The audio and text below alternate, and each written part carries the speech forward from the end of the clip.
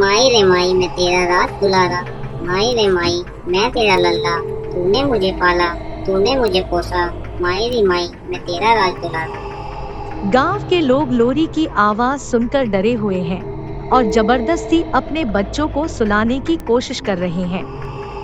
बच्चे के पैरों के निशान जिस भी घर के सामने से गुजरते उस घर का दरवाजा अपने आप खुल जाता है। माँ, माँ मुझे जाने दो ना, वो मुझे बुला रहा है। उसके पास बहुत सारे खिलौने भी हैं। माँ, माँ मुझे जाने दो ना माँ। नहीं ध्रुव, तुम कहीं पर भी नहीं जाओगे। जिद मत करो, बाहर बहुत खतरा है। देखो, तुम्हारी बहन भी तो चुपचाप से हमारे साथ बैठी हुई है।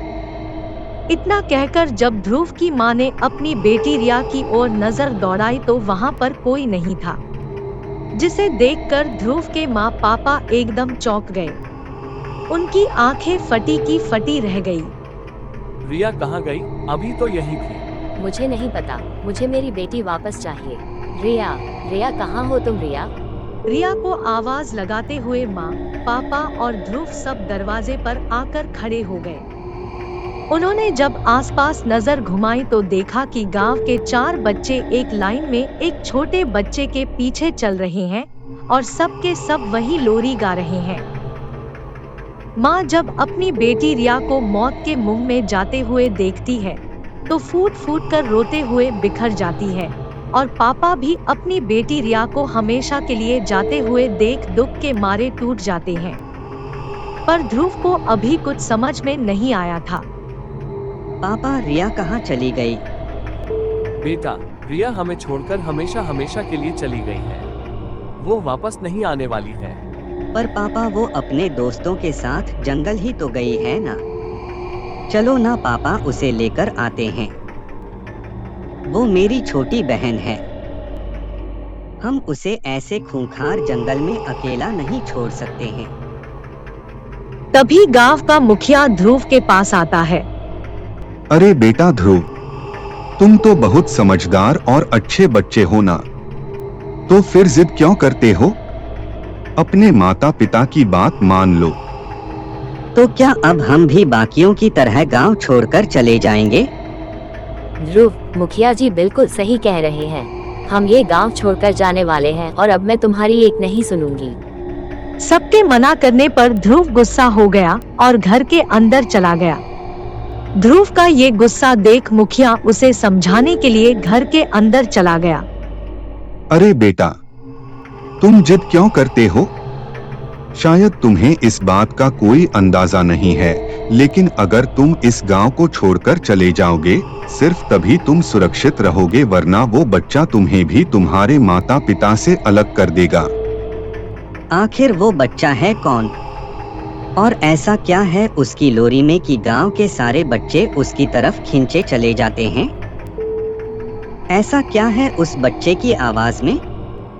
ध्रुव, वह कोई और नहीं बल्कि मेरा बेटा विजय है, जो कि आज से 12 साल पहले मर गया था। यह कहते हुए मुखिया 12 साल पहले फिर उस काली रात को जीने लगा। ओम ह्रीं क्लीं चामुंडाये विच्चे। माँ, मुझे अमर बना दे। माँ, मेरी आहुति स्वीकार कर। आज ये मेरा बेटा तेरी भूख मिटाने के लिए अपनी जान की कुर्बानी दे रहा है। माँ, मेरी आहुति स्वीकार कर माँ। अरे कैसी माँ है तू जो अपने ही बेटे की बलि चढ़ाने पर तुली है? तू माँ नहीं बल्कि एक डायन है, डायन जिसे सिर्फ बलि देना आता है। तुझ में ममता और प्यार का एक कण भी नहीं है। तू माँ कहलाने के लायक ही नहीं है। प्रिया, तुमने बिल्कुल सही कहा। मैं माँ नहीं डायन हूँ, डायन जो अपने जन्मे बच्चों की कुर्बानी देकर अमर हो जाएगी, जिसे रोकने वाला कोई नहीं है। मत कर प्रिया।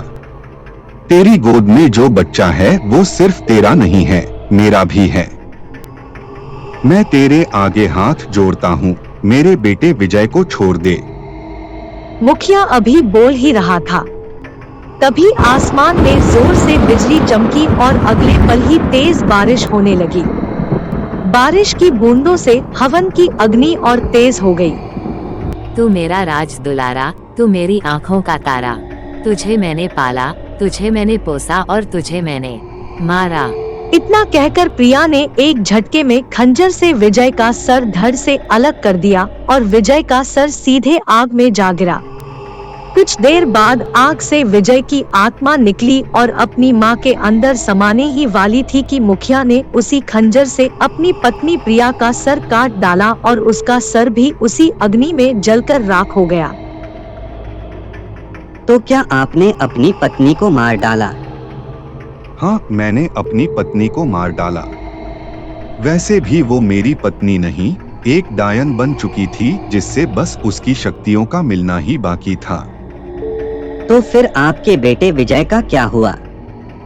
वो मरने के बाद भी अपनी माँ से प्यार करता रहा, इसीलिए आज भी अपनी माँ की शक्तियों को वापस दिलाने के लिए बच्चों को अपने वश में करता है और आहुति के लिए अपनी माँ के पास ले जाता है।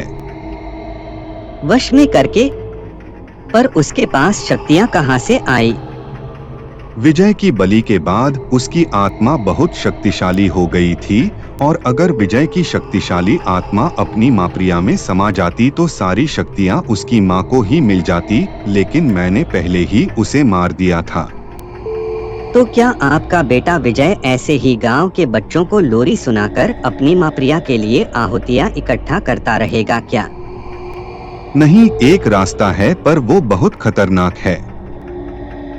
कैसा रास्ता, मुझे बताइए। मैं नहीं चाहता कि आपकी पत्नी ने जो आपके बेटे विजय के साथ किया वो गांव के किसी और बच्चे के साथ हो। ठीक है ध्रुव, अगर तुम यही चाहते हो तो मेरी बात ध्यान से सुनो। मुखिया ध्रुव को सारी योजना समझा देता है। अगली रात फिर से विजय का भूत वही लोरी गाते हुए गांव के रास्ते गुजर रहा होता है।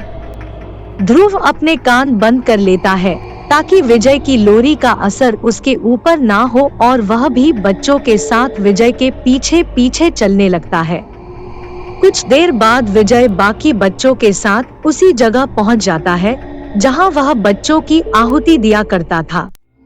मेरा राज दुलारा, मेरी आँखों का नूर, मेरी आँखों का तारा, तुझे मैंने पोसा, तुझे मैंने पाला, मेरा राज दुलारा।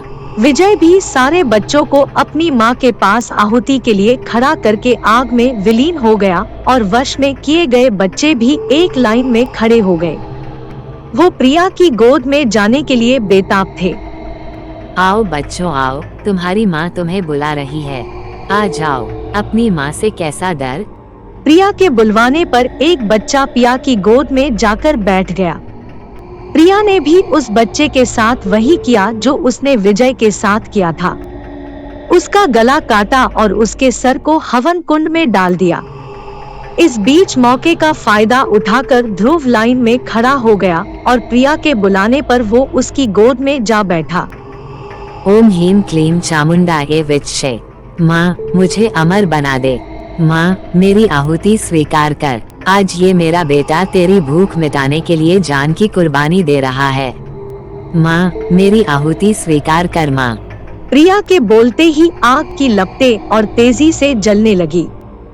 इशारा समझकर प्रिया ने खंजर उठाना चाहा लेकिन उसे अचंभा हुआ क्योंकि खंजर अपनी जगह पर नहीं था।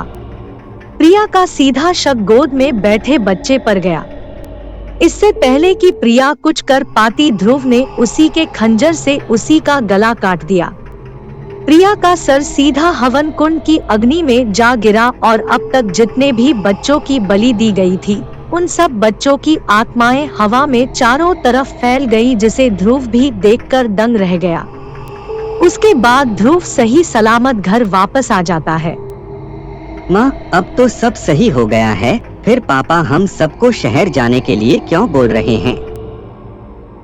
बेटा तुम्हारा एडमिशन शहर के स्कूल में हो गया है, इसलिए अब हम सब ये गांव छोड़कर जा रहे हैं। चल अब जल्दी से जा और तैयार हो जा।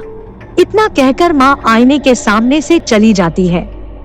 कुछ देर बाद ध्रुव उसी आईने के सामने आकर खड़ा हो जाता है और चिल्ला चिल्ला कर कहने लगता है, माई रे माई मैं तेरा राज दुलारा, माई रे माई मैं तेरा लल्ला, तूने मुझे पाला, तूने मुझे पोसा, माई रे माई मैं तेरा राज दुलारा। वीडियो को लाइक करें और ऐसी ही मजेदार कहानियाँ सुनने के लिए चैनल को सब्सक्राइब करें। धन्यवाद।